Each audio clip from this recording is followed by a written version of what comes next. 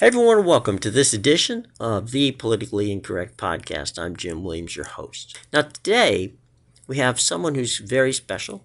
Her name is Lama Ghazzawi. She's a member of the Council of the Human Rights Commission in the Kingdom of Saudi Arabia. Now, Lama, welcome. And, I know that you've been working along with your commission to advance the rights of women in the kingdom, and you've had some very good success. Let's talk first about what the commission does.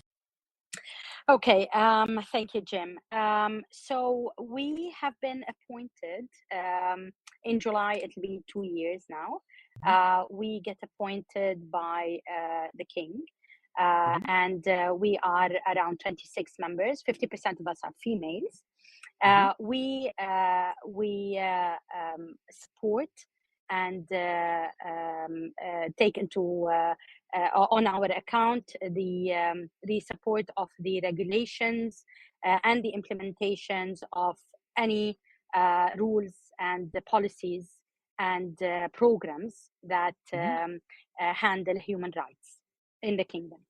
Mhm. All the agreements that the kingdom signs with external parties on human rights, we also review those, give our recommendations and our comments, etc. So we do also manage those. We also support all areas within the kingdom, whether it's ministries, municipalities, authorities that take care, for example, of the disabled, etc. We support them in the implementation of the rules, in managing the complaints, for example, when it comes to certain human rights aspects. So, in essence, we do not set the rules, but we support the implementation and the gaps discussions with the authorities that are actually responsible and accountable for these regulations. Mhm. Well, now you and your organization have done a very good job of increasing the number of women uh, and their involvement in in the kingdom over the past few years. Why don't you speak about some of the advancements? You see, Jim, the empowerment of Saudi women Mhm. is in the heart of the kingdom's vision, Mhm. 2030. Right. There's been several reforms and regulatory changes in many fields that really enhanced women's rights, support systems, care programs, etc. I mean, leading to the improvement of the workforce environment and the contribution in many sectors by the females. So, I Mhm. mean, we can list a few of these decisions. To be honest, strengthening women's rights. We have, the empowerment in education, in training, female health, social support, women in justice, in business, in politics, etc. So, as a result, of the support, the achievements of Saudi women so far have been very visible and impactful. And whether it's in the involvement in the labor force, civil Mhm. service, occupation of senior positions, involvement in many fields and sectors, Mhm. political, military, judicial. We now have females going into petroleum and mineral studies. So really, I can say we're everywhere now. There's no limit to what the Saudi female can be involved in. We're very proud of our achievements, and we're very confident that the previous focus and the current focus, Mhm. and the support we're getting, we definitely can thrive even more. Well, I have six nieces. Okay, and here in the United States, um, where we're thought to be a forward country in this aspect, um, it's still difficult slog here in the United States for women to get ahead. And so it's very enlightening and wonderful to hear that not only in the kingdom but throughout the world that women are now beginning to get a foothold. Jim, I'm sorry I lost you. Sorry. Oh, can you hear me now? Yes. Okay, I'm sorry. What I was saying is that I have six nieces here in the United States, And it's good to see. I mean, even here in the United States, we are still woefully behind in the ability for women to be recognized for their achievements. And it's good to see on a global basis through your organization and others that this is not just something that's going on in Saudi in the kingdom, but throughout the world at this point in time. It's kind of a global initiative that we all share, that we want to see more women involved in as many aspects of business and daily life as we possibly can. Exactly, and the focus that the leaders of the country have put on supporting and empowering women and showing the capabilities of this very important part of the population has really paid off very quickly, because throughout the years it's not like we have not been doing anything, or Mhm. we've just been sidelined, or it just came out of nowhere. We've been around, and contributing to the economy, to the to the prosperity of the kingdom for quite some time. It's now just being publicized, exposed. Mhm. It's being talked about. It's being really a center of focus. But I'll tell you, I've been in the workforce for around 20 years. I Mhm. became a CFO of a big bank. Before all this started, a lot of my colleagues, female colleagues, and female friends have also been in very senior positions. Now it's really more focused and organized and structured way of support that we are getting, and the KPIs and the targets that the Vision 2030 have put around that have actually supported the acceleration of such kind of support and visibility. You know, we've spoken to a number of people before about the 2030 project. Why don't, if you would, just encapsulize some of that vision of the 2030 project? So the vision has a lot of angles. Mhm. It touches upon the the business side, the economic side, the well-being and the prosperity of the Saudi citizen. It touches upon many business sectors, whether the Mhm. financial sector or the hospitality or the medical sector. So really, it is a very comprehensive set of many visions that come across, together to formulate a very ambitious vision for the kingdom. It has, as I said, it has a lot of focus from the leaders and from everybody who's handling all these many, we call them, and they're called vision realization programs. So under each of the big themes, or under each vision realization program, there are several themes and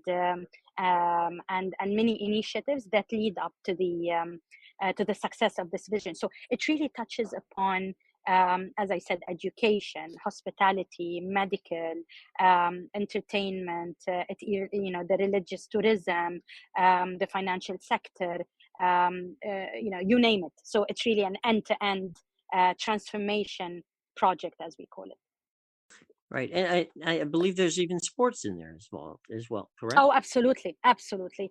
A big cornerstone of this, vision is really, everything that the Saudi citizen and the Saudi residents, Mhm. the residents of the Saudi kingdom need or thrive for, or utilize, etc. So whether it's sport, whether it is entertainment, hospitality, tourism, for example.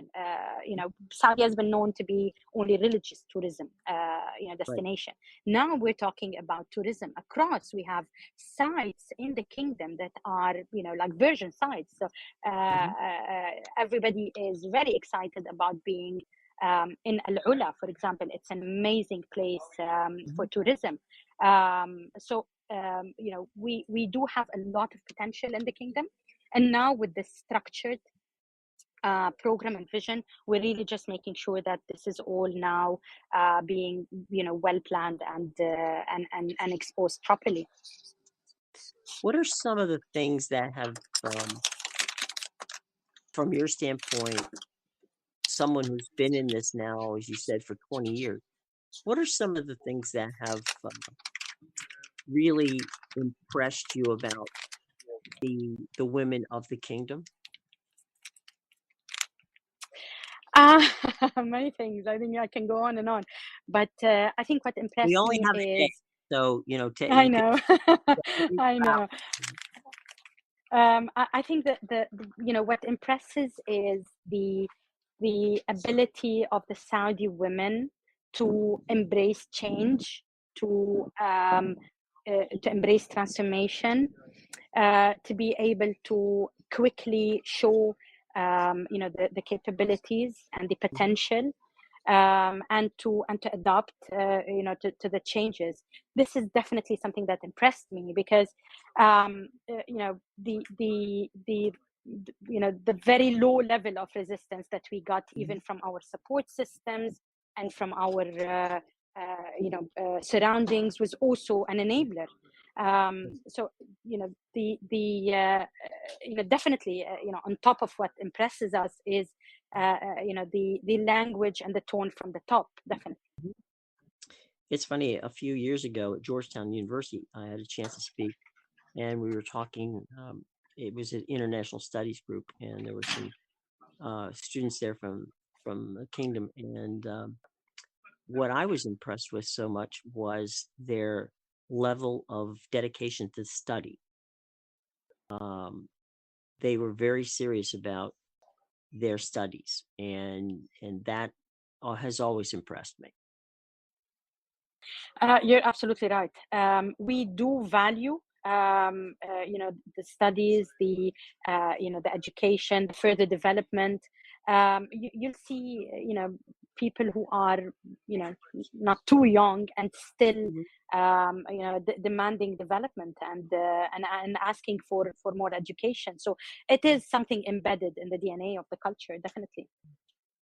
Well, it's something we can all learn from, we're never too old to learn.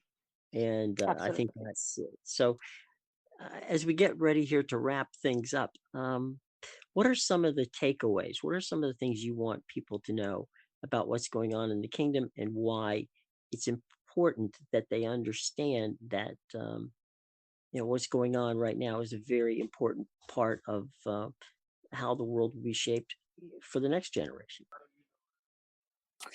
Um, I think very important to understand that the changes and the reforms and the developments that we are going through Mhm. are, coming from inside, from the will of the people, from having understood and appreciated the potential that we have, and the investment in such potential is really gonna, be very obvious and will pay off for the kingdom. We're doing these things from our people, for our people, and from within. I also would like everybody outside the kingdom to understand that we are very, very proud of what we have reached and accomplished, and this is not the end of it. We have a lot more to show of what the Saudi people can do. Well, there you go. Well, thank you so much for joining us, and promise that you'll come back and talk to us more uh, when the time comes that you want to get some more information out. We're more than happy to always speak to you and Definitely. to find out more about the project. So, best of luck and have a wonderful and a safe weekend. Thank you very much, Jim. Thank you for having me, and hope to speak soon also. Thank you. Special thanks to our special guest, Lama Ghazzawi, member of the Council of Human Rights Commission in the Kingdom of Saudi Arabia.